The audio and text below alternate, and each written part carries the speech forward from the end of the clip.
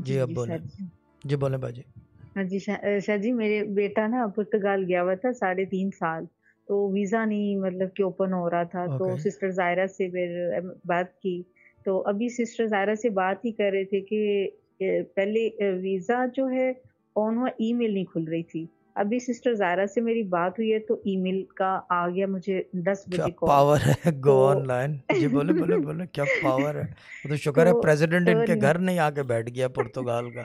जी बोले। हाँ कि इस औरत से मुझे और दूर और रखो, सिस्टर और जायरा से। जी बोले। और सिस्टर ज़ायरा का बहुत शुक्रिया, वो हर पल मेरा साथ वो देती हैं और मेरा सुना भी है। यतीम बच्चा है शाह जी, और बेवा औरत तो बड़ी मुश्किल से मैंने भेजा था, अल्लाह और ताला सलामत सिस्टर रखे। ज़ायरा ने बोला था बहुत शुक्रिया, और सिस्टर ज़ायरा ने बोला था कि अल्लाह ताला ने आपको बहुत देना है।